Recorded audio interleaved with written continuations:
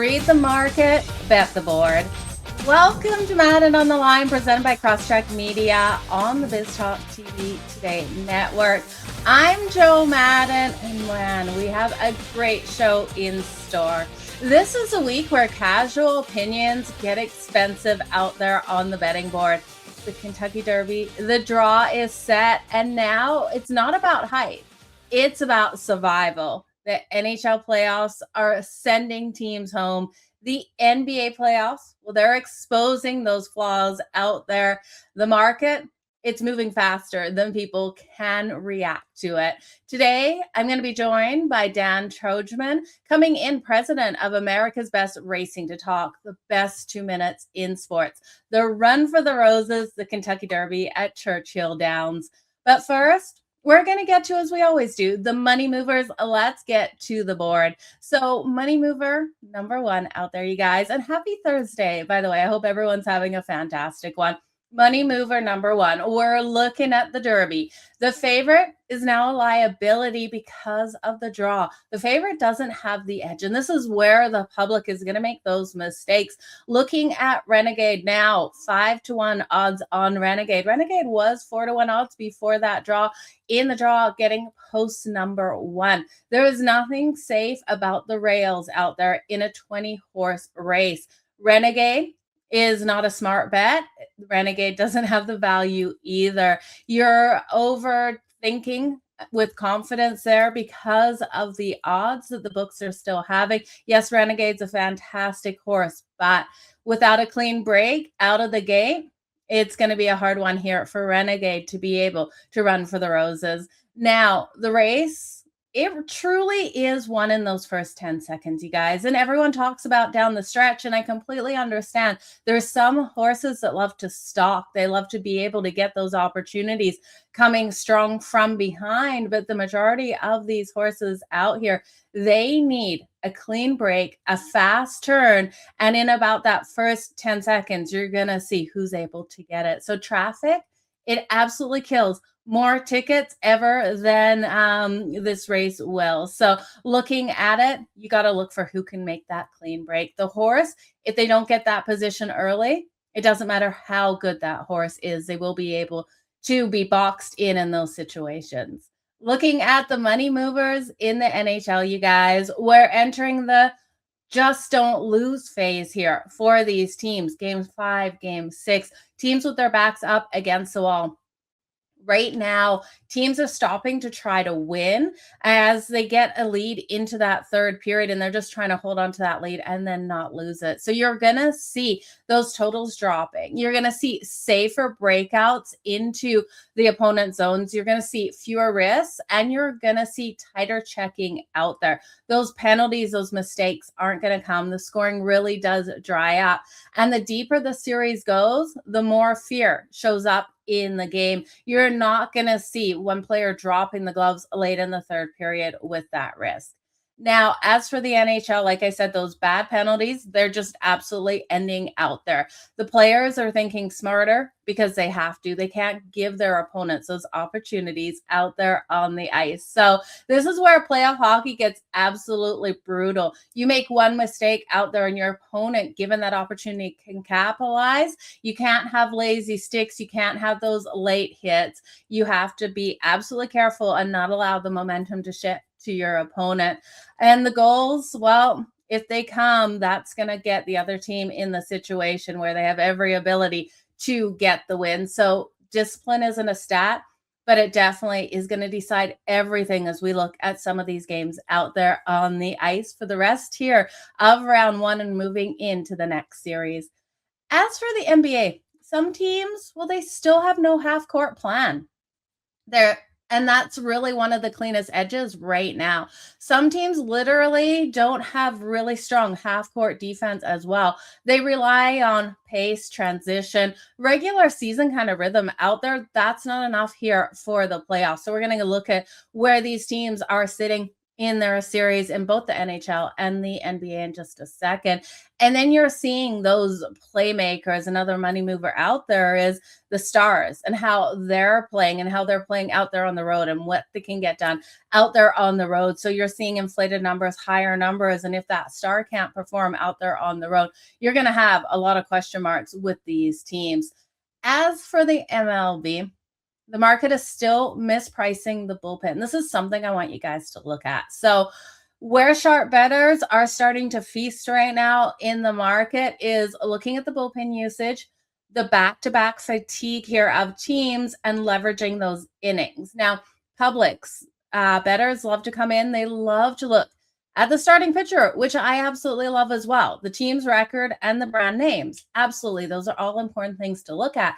But outside of those first 3 to 5 innings, then once you get into the bullpen, you have to know if you're betting a full game, how that bullpen can perform, where you're going to see those issues if that bullpen isn't performing at that level and where you've had too much usage. So you definitely want to look at everything in the MLB when you're talking these teams, because games, they aren't lost in the first 5 innings. They're lost late in the MLB. So definitely so much to go over in that. We've got some games happening right now out there on the diamonds, but we will get into that later. I just want to quickly go over a couple more things out there. We're going to look at where teams are sitting right now in the NHL, in the NBA, and then we're going to bring in our fantastic guest. So don't go anywhere. He's going to be in the next couple of minutes. That's Dan Tordjman joining me in the next couple here. But first, let's look at the NHL round 1 here of the playoffs. So we know the Colorado Avalanche swept the LA Kings. They moved easily into that second round.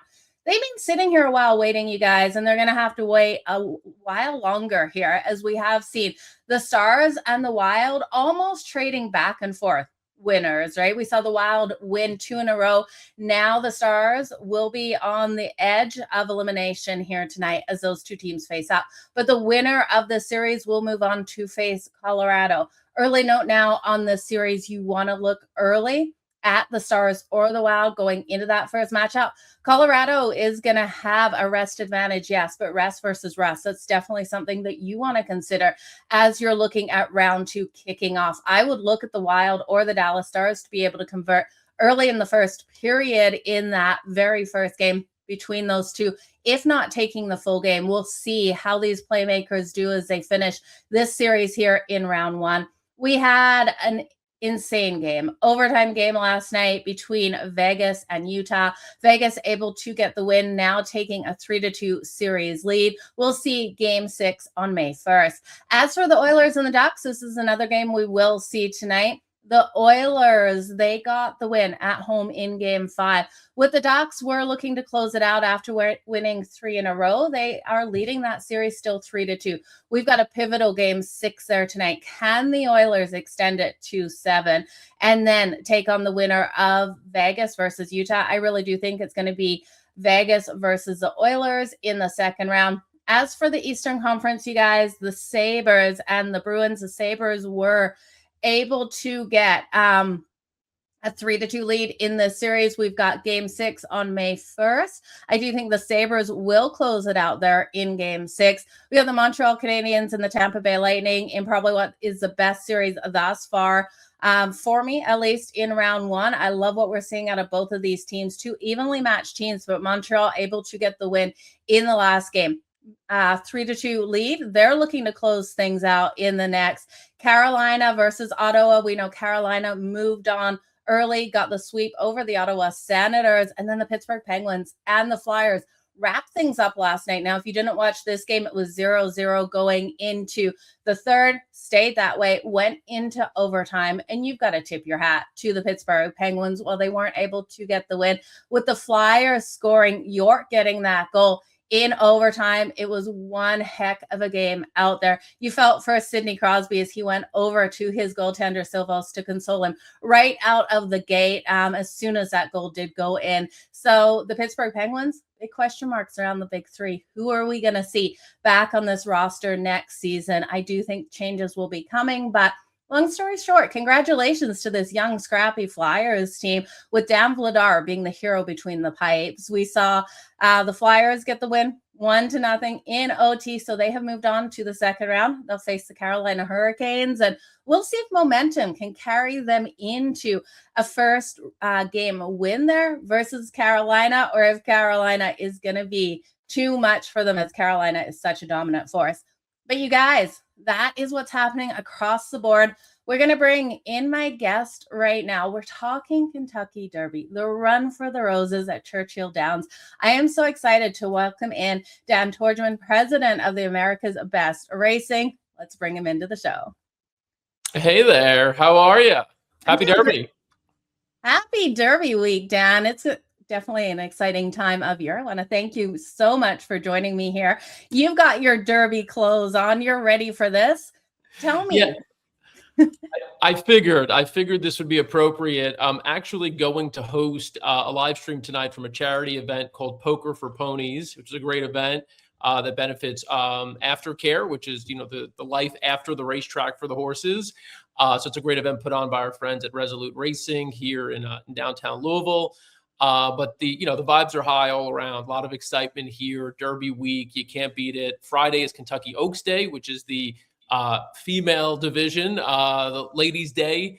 So you have sort of the female version of the Kentucky Derby run on Friday, and then of course Kentucky Derby on Saturday. So we're pumped.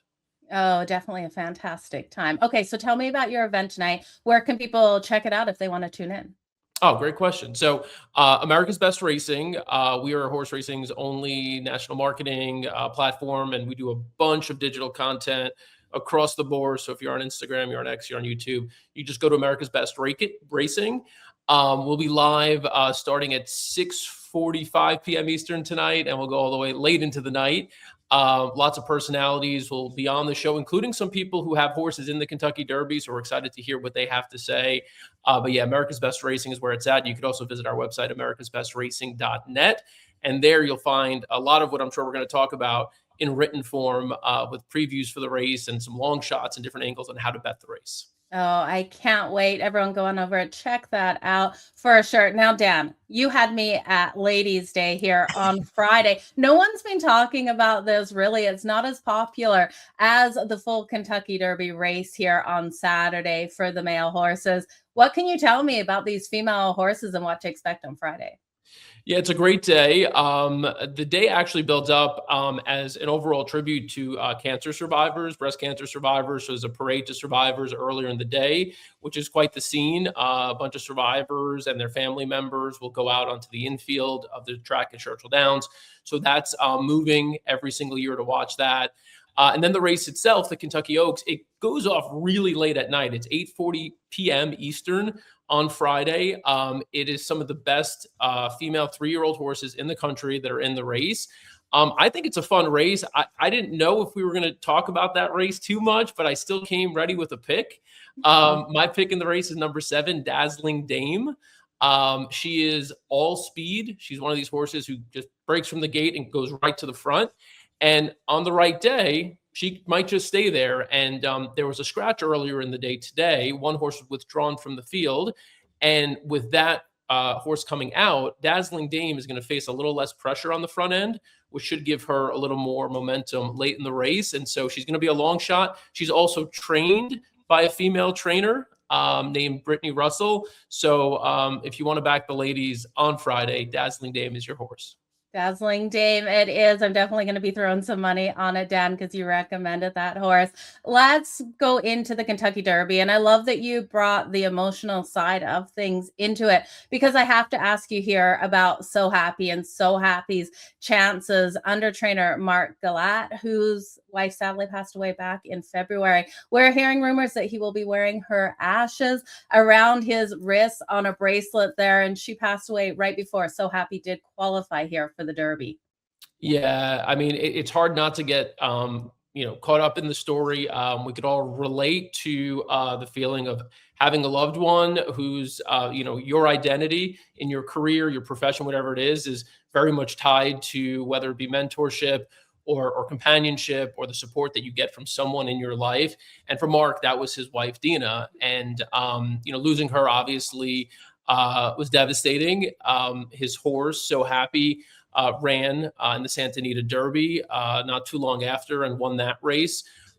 With jockey Mike Smith, who, for those who don't know, he's one of the more recognizable jockeys in horse racing. He's also almost 60 years old, so he would be the oldest jockey to ever win the Kentucky Derby. So that's a crazy storyline. There's another storyline involving the breeders of the horse, which is also extremely touching. I'd encourage you to read that one at America's Best Racing because it is a longer story, but you can find it at americasbestracing.net. But yeah, as far as Mark, we spent a good amount of time with him this week. We've done a bunch of interviews that you could find across our socials. It's a lot, right? He's getting it from every direction, and at some point, I think he's trying to lock in on this race because winning this race is the ultimate goal for anybody in horse racing. So, but Dina will definitely be with him. As you mentioned, that bracelet, he has been wearing it the past few days, and certainly we expect him to have it on Saturday. And so, if a sentimental favorite, certainly So Happy. Yeah, definitely would be great to see So Happy be able to get it done. Okay, Dan, when you look across the board, when you look at these horses, what can you tell us that maybe some people will be missing about some of these horses out there?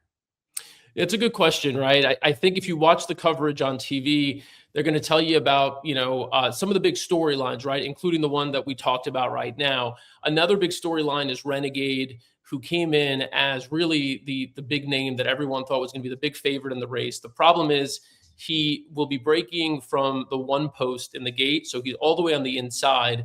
That is not desirable because all the other horses, 19 other horses, will be trying to move to the inside as soon as the gate opens. And what that means is that he's going to have to back up and he's going to just kind of run into this crush of horses. And so that's going to put him in a difficult position. In order to do anything, he's going to probably have to pass the entire field or a good bit of it at some point. So that's a storyline that I think is emerging. Now, for me, and again, I feel like this is going to sound like I'm running a theme here, but there is one female trainer in this year's Kentucky Derby. Her name is Cherie DeVoe. She is only the 18th woman to ever train a horse in the Kentucky Derby. You're talking, 150 plus years. So it is really hard to do that. And the last time a female trainer got a horse in the top 3 in the Kentucky Derby was 15 years ago. I think her horse, number 19, Golden Tempo, is a horse that no one is talking about, but who I want to all but guarantee will finish in the top 3 at what should be a massive price. We're talking 30 to 1 or so. So if you're looking for a long shot who has the ability to close late, to come from off the pace and make a big finish, for me, Golden Tempo is that horse. We talked about So Happy. I will say a horse that's been running with So Happy has been right there and has actually beaten So Happy is number 14, Potente. That's another one who's kind of getting overlooked a little bit out of that series of races, but an incredibly gutsy horse. I think he'll be more near the front end of the race, and so you'll see him close to the lead throughout.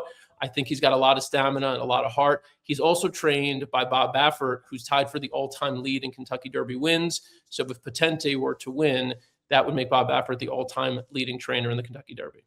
Okay, and when you talk some of those trends, like the all-time leader, what about the all-time gates? We know gate number 5, that post is normally a nice one for horses to come out of. Right to Party, though, 30 to 1 here, those odds are sitting at. Does Right to Party have the speed to be able to get it done?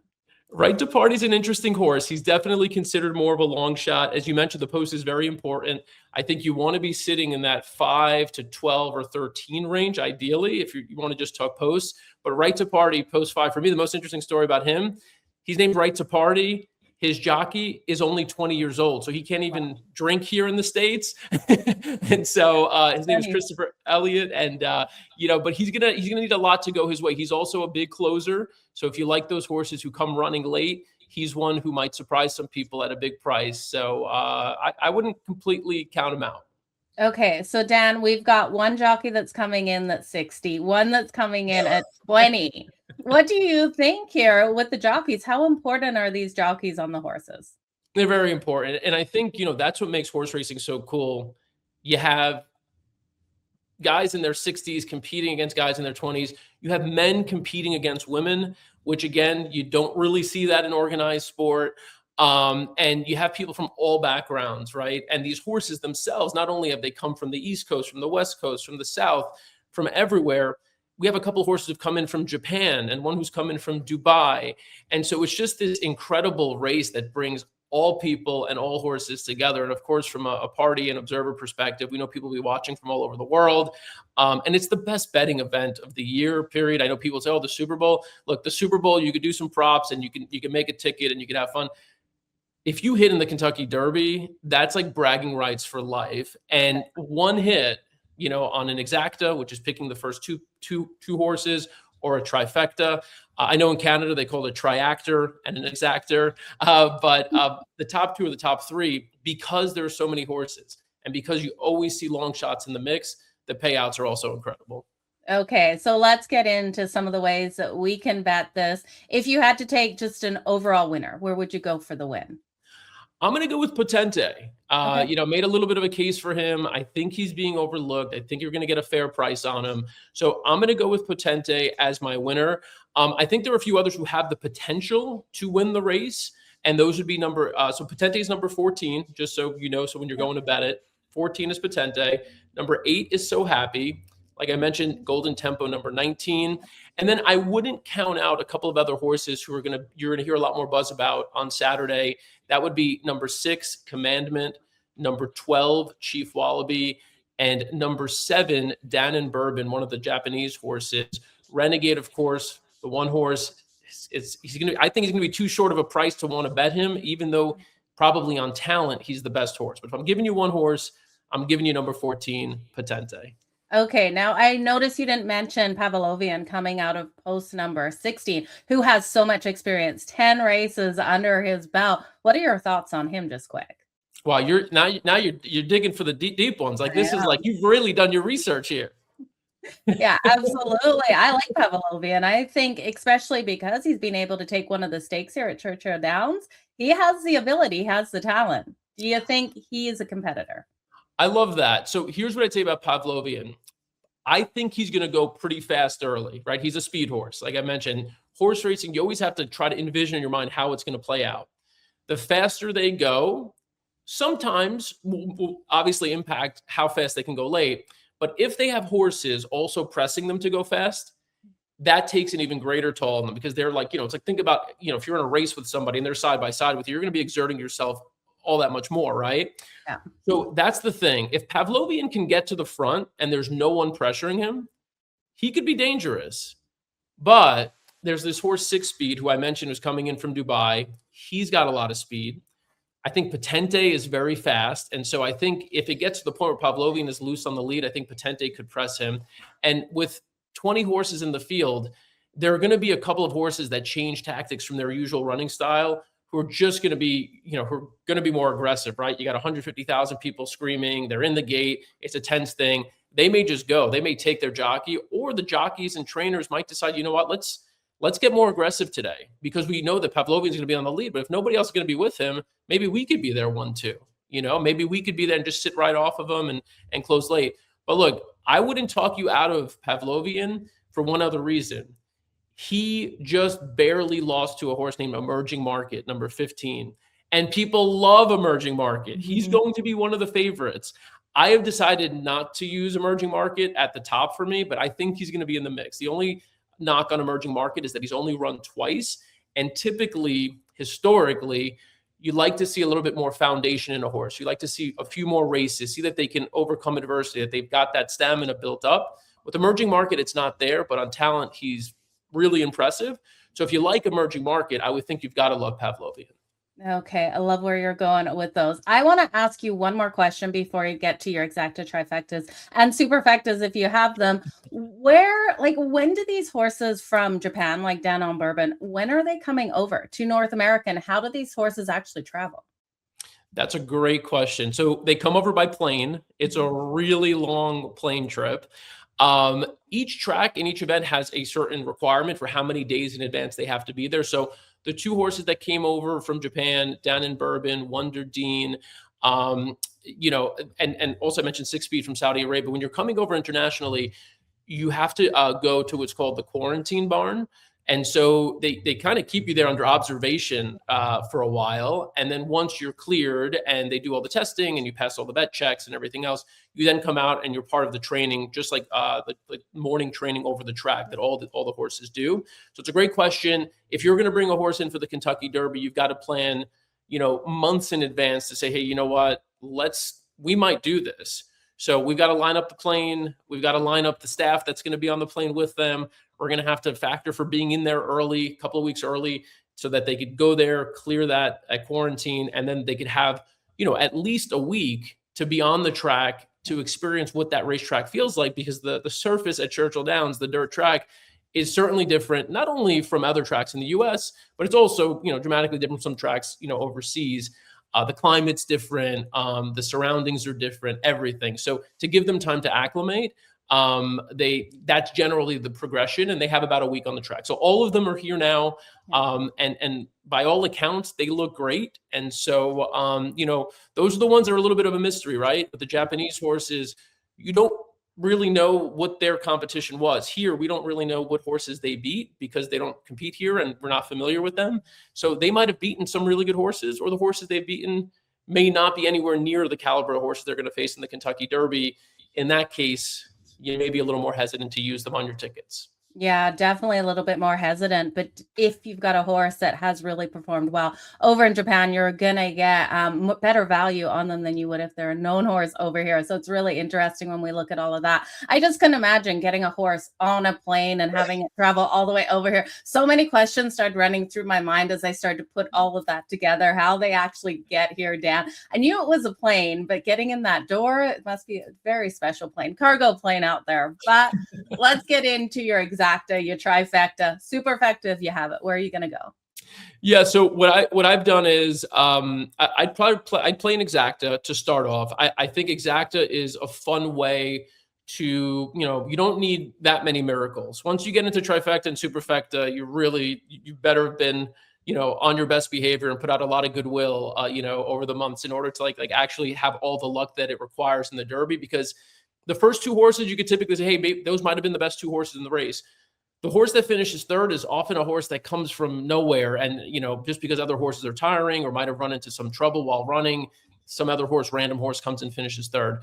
So I would think as a safe bet, I would do an Exacta for a lot of people to start out, which is picking the top two finishers. The horses I would use would be the 1, Renegade, the 8, So Happy, the 12, Chief Wallaby, 14, Potente, and 19, Golden Tempo. So I just gave you 6 horses. You could box them, which means they can come out in any order. So I just gave you, like you said, top 2, and I just gave you 6. If you play all 6, just 2 of them need to finish first and second. The other 4 could finish last, and it doesn't matter. So those are the ones I would do to give yourself a little bit of space. Now, that's a big Exacta. If you want to do a smaller ticket and just focus on a few horses, my top 3 horses are Potente, the 14, the 8, So Happy, and number 19, Golden Tempo. If any 2 of those 3 finish first and second, you cash. And I gave you a couple of horses there that are going to be bigger prices, especially Golden Tempo. So for every $1 bet on the 3 horses to finish in the Exacta, you're talking about a $6 total bet cost to you. And if I can assure you, if Golden Tempo hits the board, you're going to get back at a minimum $500 to $600. Wow. And so the longer the shots that show up first and second, the more it pays. Trifecta, I'd follow a similar strategy. You could basically pick the horses you want in each slot. And so for me, in my top slot, I really have 8 and 14, So Happy and Potente. And behind them in the second and third slots, I would put the horses I mentioned, Renegade, Golden Tempo, Dan and Bourbon. I would sprinkle in there a little bit, maybe finishes third. And then the 12, Chief Wallaby. And look, if you like Pavlovian, Emerging Market, whoever it is, use those horses too. And you can give yourself some coverage. Depending on where you are, you can bet it at a 20-cent base or at a 50-cent base. So you can really give yourself more horses and more coverage.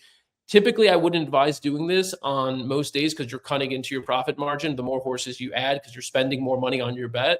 But with the Derby, there's so many unknowns, so many variables.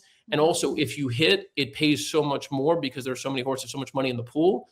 This is a time when you can spread a little bit more and stretch your tickets out. Absolutely. Dan, can you remind everyone where they can find you tonight, what time that show is live for charity? Absolutely. So we'll be live right around 6:45 p.m. Eastern Time on America's Best Racing social media platforms, across our platforms, YouTube, Instagram, Facebook, X. You just look for America's Best Racing, and it's Poker for Ponies by Resolute Racing. Our friends over there doing really great work all year round and giving back to the industry. And tonight they're giving back by all the money that comes in through this charity poker tournament will go to fund aftercare charities, which take care of these horses. So who can't get behind that? So absolutely. Absolutely. Everyone get behind that for sure. Dan, you've been a wealth of information here. Enjoy the best 2 minutes in sports on Saturday and enjoy these races here on Friday as well. Have a great show tonight. And thank you so much for joining me here on Madden on the Line. thank you very much. Don't forget Dazzling Dame. Don't forget Dazzling Dame on Friday. We definitely are, Dan. All the best. Enjoy the Kentucky Derby. You guys, that was Dan Tordjman. Make sure you go on over and check out everything that he has going on. You don't want to miss out on it. And we're going to go back. We're going to go over his horses, his exactas, his trifectas at the end of the show. I hope you guys are feeling more comfortable going into the Kentucky Derby now with all of that information. And don't forget, the ladies are racing on Friday. So lots of great information there from Dan. But you guys, that's it. People bet the horses. We're going to be betting scenarios as well as the horses out there. There's so much going on. But let's get back to the NHL. We're going to go over some playoff truths before I get to my bets in that. And then we're going to go into the NBA.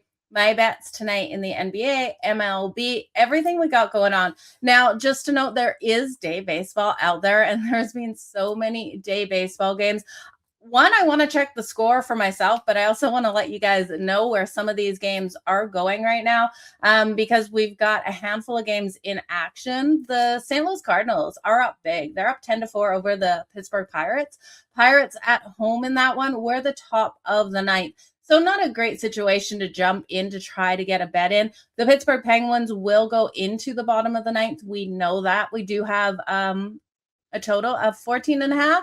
I would stay off of that game, you guys, if you're looking to get into a bet. You do have a tighter game between the Washington Nationals and New York Mets. If the New York Mets can somehow push this to extras or here at the bottom of the ninth, be able to get 2 runs on the board and not just one, you're able to grab the New York Mets at plus 350. If that's going to happen, you're going to go over the 9.5 as well. I do think I would lean to the over 9.5 if you do trust the batting order coming up right now. That's something I don't have available for me to recommend if I would trust them or if I win it here at the bottom of the ninth. Not sure where they're going into that batting order. But they're at home, and they are against the Nationals with Varland getting this pitching start here at the top of the bottom of the ninth. So the Arizona Diamondbacks are taking on the Brewers. Currently, the Brewers leading that one middle of the 6-8-1. That one has a total of 11.5, and I would go up and over. We've already got 2 runs in it, and I don't think the Arizona Diamondbacks are going away anytime soon. That's a nice over right now, live at 11.5. And then the Kansas City Royals versus the A's. We have a 1-1 game here, bottom of the first, with bases loaded here for the A's. Carmen is pitching for the Royals. This is a good matchup here because I did think the A's starting pitcher today would be able to come out nice and strong. Now, the A's, because bases are loaded, we're seeing as a heavy favorite, not worth the heavy favorite that they are at right now. But I definitely think it is a situation where if the A's don't bring any runners, you're going to see that line move out there for them and them be just a nice, decent favorite in the first 5 innings. And that's where I would look because Jeffrey Springs is a pitcher today for the A's, and I took him under 5.5 hits allowed. Now, yes, he's already allowed that 1 run, and he got lit up in the start of the season by the Chicago White Sox, allowing 7 runs in that season opener. But we've seen him in his last 5 starts allow 5 runs or less. So I do think that live look there in the MLB for the A's, once we see the lines move here. There's 2 outs, right? So you can't bet the A's right now. They drop to minus 170. Wait until we go into the top of the second. If they don't bring home any of these runners, look at them first 5, and the book's locked up. So I'm guessing that they absolutely did bring someone home. Not sure if they did or not. Everything is still locked on my end. But let's get to those NHL playoff truths that I really want to go over with you guys, because there's so much to consider before you go put in a bet. And I need you to consider all different angles because it's your money and you don't just want to throw it away. So let's look at playoff truths for this week. The better team doesn't always win. The karma team out there does. So having their heads on their shoulders, right? Not starting those fights out there. You can watch the talent gap between some of these teams. Now, if they've made it to the playoffs, they're fantastic teams, but you see the matchups, the home team getting that last change, the matchups they want. You've got to watch the composure of these players out here. Teams that don't chase hits, they don't retaliate, and then they don't panic after a goal. They're going to control the series here. And it's so important in games 5, in game 6s, in game 7s that those teams have their head on their shoulders, right? So watch the composure out there of them. You saw that yesterday for the Flyers and the Penguins. Both of those teams completely composed. Those penalties they weren't taking, they weren't looking like in games 1, 2, 3 of that series between the Penguins and the Flyers, where it really was the Battle of Pennsylvania, and those hits, those fights, those gloves were dropping left, right, and center. Composure is the theme right now. Now, bad penalties really are deciding series, and these teams have to make sure they're not leaving it in the refs' hands, because even when they're not really supposed to get that penalty in certain situations, refs are calling it. So you've got to be careful, just like in any sport, that you're not leaving the refs' ability to change the momentum, change the pace, change the game out there. Now, there is one really interesting one looking at the Edmonton Oilers. They have the firepower, but their discipline right now, I really do think, is giving them some struggles out there. They need to focus more on that defensive side of things. And while Connor Ingram looked really solid in the last game, can he do it again tonight versus the Ducks? So remember, you don't lose playoff games on big mistakes. You lose them on dumb ones, right? Those dumb mistakes out there on the ice, one lazy handle of the stick. And we even saw it in that one game last night. The Penguins and the Flyers, one of the guys had his stick broken and he's holding it down low to hold it together, right? Those kind of mistakes, those mistakes where it's just a broken stick. Yeah, it's not on them. It's not on the team, but they can't even have those mistakes out there because that's how quickly these games can flip. Now, goalies aren't just saving pucks either. They're completely controlling these series. When a goalie gets locked in, it changes how teams plays. The shooters, they'll hesitate, passes get forced, and pressure is blind out there. So looking at Jake Ottinger, he's a perfect example of a goaltender that's really controlling this whole thing. Jake Ottinger, the Dallas Stars, he's playing fantastic, but so is Wallstedt of the Minnesota Wild. Those are your goaltenders that really, they're not just stopping shots out there. They're slowing the entire game down. Now, the opposite side of that is Dostal that we saw for the Ducks, who allowed all of those goals last night or the other night versus Edmonton. Quick, fast goals on limited shots on goal, and that changes the whole game plan out there for our teams. Now, no offense against Dostal, but definitely one of the weaker goaltenders in the round 1 of the series. So when a goalie can control the tempo out there, the series is already tilted, right, in the favor of that team. It's just too bad here for the Wild and the Stars that those two teams had to face up in the first round because they're both absolutely phenomenal teams. And now your fourth truth is some teams still haven't adjusted to playoff hockey. We saw that in the series for the Ottawa Senators. They just hadn't adjusted versus the Carolina Hurricanes, ended up getting them out early. I really do feel the Edmonton Oilers, while they gained it back in game 5, the prior games with the Ducks winning games 2, 3, and 4, the Oilers look like not a playoff team. They look like they're playing regular season hockey out there. So we're starting to see that some teams are coming in with too much speed. They're risking too much, and there's not enough structure out there on the ice. Edmonton has to play that style, though, because they still don't trust goaltending. Now, will they trust goaltending more tonight with Connor Ingram having a fantastic night in Game 5?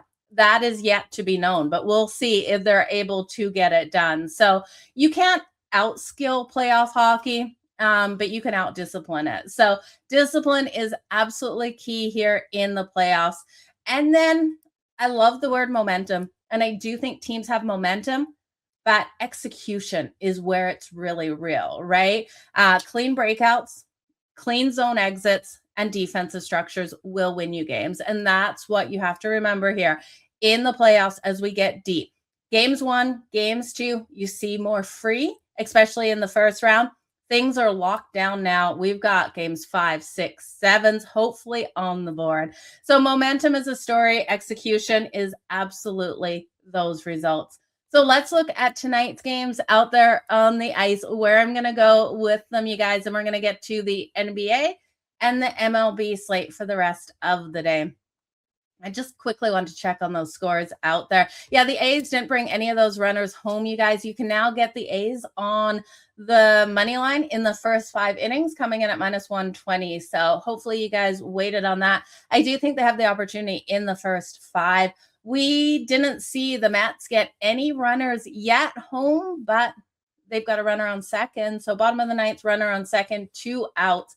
That 9.5 is now +370 to the over. You guys, I love the live betting, and I do encourage you, if you're into betting and not the live betting side, just getting those bets in before. The live betting is where you're really going to find the value in the market. Now, the Mets did get their 3rd out, so they weren't able to go over that 9.5, but the value was definitely there on the 9.5. And we have seen things tie up at the bottom of the 6 between the Brewers and the A's. So we'll see if any runners were able to come home.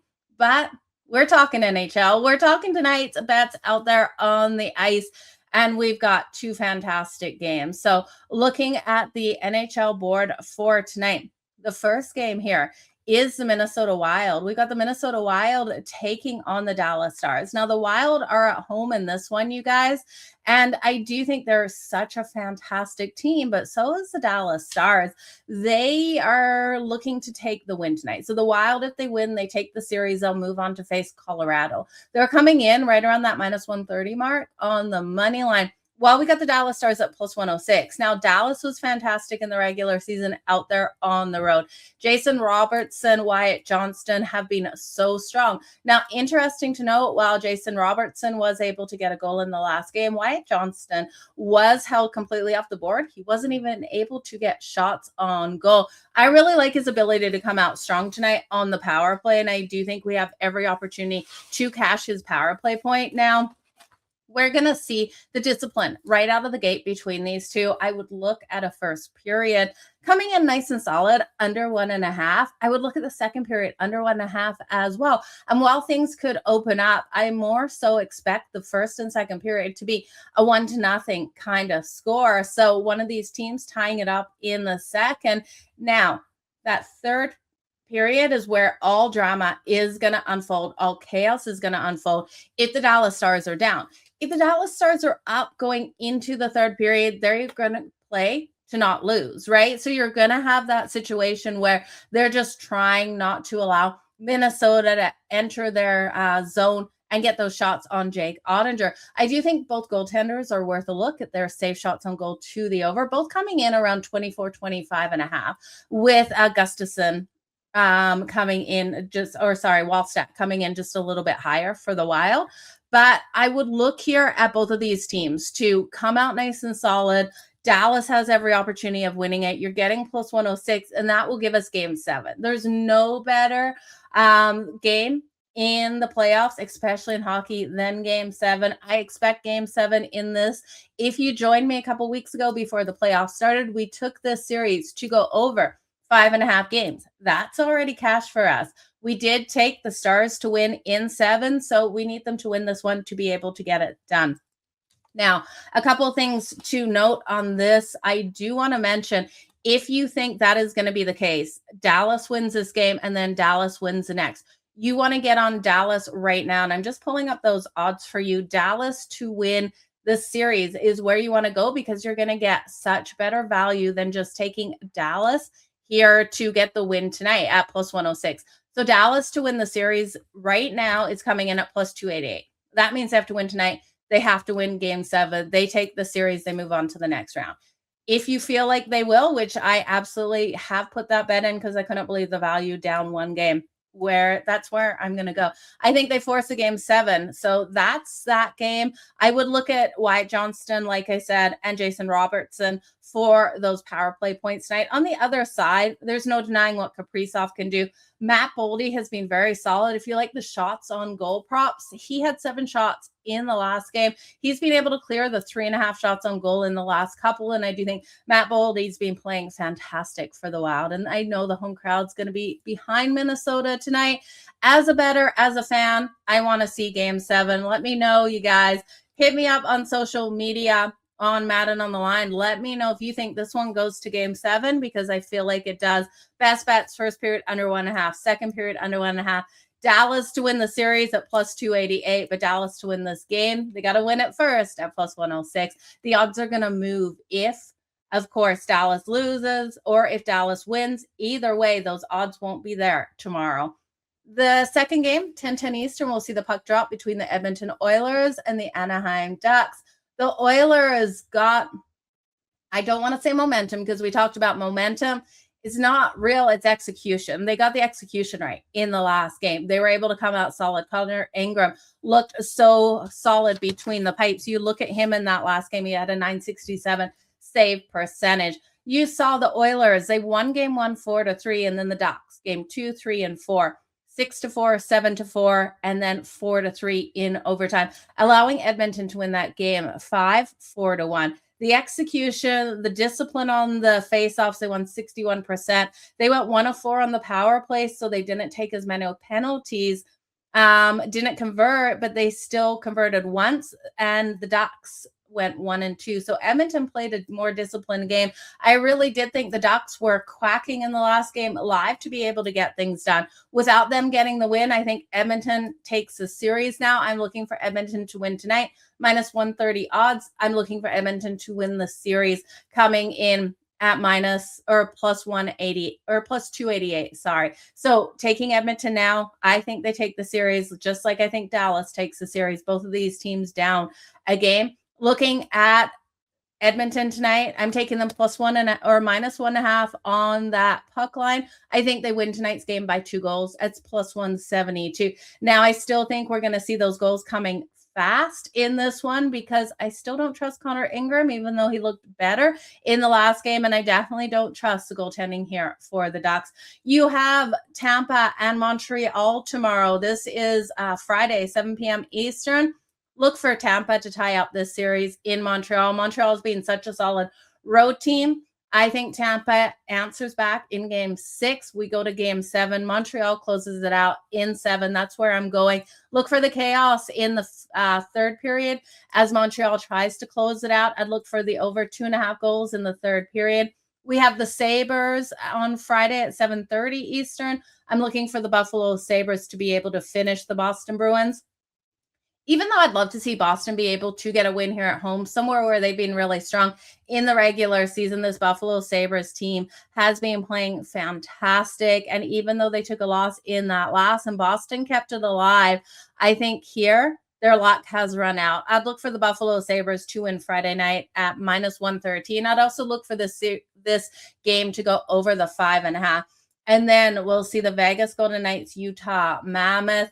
Vegas has every ability to win, but I'm going back to my staple. Just Jack Eichel over 2.5 points or 2+ points in that matchup. You're going to get great plus money. And then Monday night, we'll be live Monday here, 3 p.m. Eastern, because Monday night we got the Flyers versus the Carolina Hurricanes. Can the Flyers get off to a hot start? You know, Carolina has been rested a while. We're going to go over rest versus rust on Monday. We're going to break down the trends, how Carolina has done in these situations coming off extended rest here, because the Flyers finished things up here on Wednesday night. They're still going to have a nice break here before they take on Carolina on Monday. But this is a young, fast, scrappy team. How will Carolina be able to respond? We'll go over all of that on Monday. Initial leans as the Flyers could come out hot out of the gate. Carolina's a great team, though, at limiting those shots. Frederik Andersen, I still don't trust between the pipes for Carolina. It's probably a higher scoring series, and the books are already reflecting that, giving us a 5.5, which is to the over at -128. The Flyers, we know, can score. Don't let that 1-0 result in the last game deter you from betting the Flyers to get those goals, because this is such a strong team. So that is the NHL board, you guys, as we have it tonight. We also have the New York Knicks taking on the Atlanta Hawks. Now, in this one, the Knicks are a 2.5-point favorite after winning by a huge statement win in the last game. They won it by what? 29 points out there, you guys. We got a total of 214.5. My favorite bet in this one, 7:10 Eastern, the Atlanta Hawks team total under 106.5. I just don't see this Hawks team being able to put the points up on the board. You look at them, the last two games held to under 100 points in each, with the last one 97 points versus the Knicks putting up 126 points. So absolutely fantastic game in the last game for the New York Knicks. They do lead this series 3-2, so they'll look to close it out tonight. And I think even though they had those road struggles, overall, including the playoffs, they're 16-27 against the spread on the run. I don't care. I think the Knicks could possibly win this by double digits. Look for Jalen Brunson to come out nice and strong. Again, he had 39 points in the last game, absolutely on fire. Josh Hart is a game time decision. You got Karl Anthony Towns, points, rebounds, and assists tonight. Interesting look for him. 35.5. I still think he goes over that number. Yes, if the Knicks get out big, could they rest him? They could, but I still think solid performance is needed out of him. And then on the other side here, CJ McCollum's, his point prop is just way too high. I know we need these playmakers to push the Knicks a little bit when we're looking at props, but his point prop is 18.5. He hasn't hit a 3 in the last 2 games. I also like him for his threes under 2.5. Yes, he's at home in this one, but I just don't see him performing. 6 points in the last game. I would ladder him down. I don't love laddering players down, but this is a player that I definitely ladder down tonight. We have the Boston Celtics versus the 76ers. The Boston Celtics is a team I trust to close out games. I do think the 76ers stay competitive to start this one. I would look at a first half here for the Boston Celtics. That's plus 3.5. And then I would look, laying 3.5, grabbing the 76ers. Sorry, you guys. I started looking at baseball scores, and if I start looking at something, I really can't talk. Grab the 76ers plus the 3.5 in the first half with the Boston Celtics to pull away. Like I said, this is a team that can close things out. And then the Denver Nuggets versus the Minnesota Timberwolves. Anthony Edwards, we know, not in the lineup here for the Timberwolves. Look for the Nuggets to extend this one to Game 7. They're down in this series. Now, this is a really interesting note. Only 13 teams in NBA history have been able to come back and overcome a 3-1 deficit in a playoff series and win it. The last team to be able to do it was the Denver Nuggets, the 2020 Denver Nuggets, who did it twice, only to lose to the LA Lakers in the Western Conference Finals. So can this team that did have Jokic and Jamal Murray be able to do that again? They absolutely can. So taking the Denver Nuggets right now to take this series, it is juicy because we know Anthony Edwards went out of the lineup for the Minnesota Timberwolves. When you look at tomorrow's matchups out there across the board, you've got the Pistons versus the Magic. The Magic are a home dog, and I didn't buy into them in the last game, and I'm kind of kicking myself for this Magic's team. Their last game at home was on Monday when we talked, and I felt like the books were begging us, and I feel like they are again, but I can't not back the Magic here on Friday. I'll grab them plus the 3.5. We got the Cavs versus the Raptors. The Raptors were able to cover in their last game. I would look at them plus the 3.5 as well as the series returns back to Toronto. And then the Lakers. The Lakers versus the Rockets. How haven't they closed out this series yet? I know the Rockets look strong in the last game. Give me the Lakers here. Plus 3.5. Austin Reeves back in the lineup. LeBron needs to get those assists on the board. Only able to get 7 in the last matchup. I had him over 7.5. So I was kind of disappointed with LeBron. LeBron is one of those players for me that is either feast or famine. when I am betting him. He loves to do the opposite of what I'm liking. So definitely, I do think LeBron has to have a stronger outing. So let's quickly check the board here for the Royals and the A's. This is what distracted me because the A's started to bring runners home. So they are up now 4-2. Hopefully you are able to grab the A's in the first 5 innings because now that run line laying the half a run or on the money line at that minus 120 mark, you've seen the money line for the full game move up to minus 650, and you're seeing that run line. You got to lay a couple runs now instead of just a half a run. So that's where we're going to go with that game. Nothing you can jump in now live. You have seen the total between the Diamondbacks and the Brewers jump up to the 13.5. I hope you guys grabbed it over 11.5 because we got 12 runs right now. The Brewers up 11-1. This is why live betting these games is absolutely what you want to do, you guys. Looking at those lines, looking at the time, looking at the bullpens, and you have to know going into these games what situations you're looking for. The bats are hot for the Brewers today. They're going to continue to roll hot. 13.5 probably isn't high enough. I think we probably have a 16-run game in this one, as we know the Diamondbacks can put runs on the board. The top of the 7th, look for that over 13.5 to cash now. Now we're going to talk one of the later games out there on the Diamonds. We have the matchup at 7:41 Eastern. The Toronto Blue Jays versus the Minnesota Twins. Now, Toronto's giving the start to their ace Gosman and Ober coming out here for the Twins. Now, the Twins, to start off this series here, this is the first game of the series, you guys, are plus 114 home dog. And I absolutely love a home dog, but I'm not sure I can get behind it with this pitching matchup. Maybe for the full game, they're able to pull off the win, but I'm going to look at the Jays in the first 5 innings with Kevin Gosman. You look at Kevin Gosman coming into this one. He's got a 2.57 ERA, and I trust him more. Now, Bailey Ober coming out here for the Twins. He's got a 3.94 ERA, and he's only given up 2 earned runs over his last 12.1 innings of work. So he's been solid, but the Blue Jays, there's one bat that I really trust to hit him and hit him hard tonight. And that's George Springer. And I think that's where I want to look at the first 5 innings.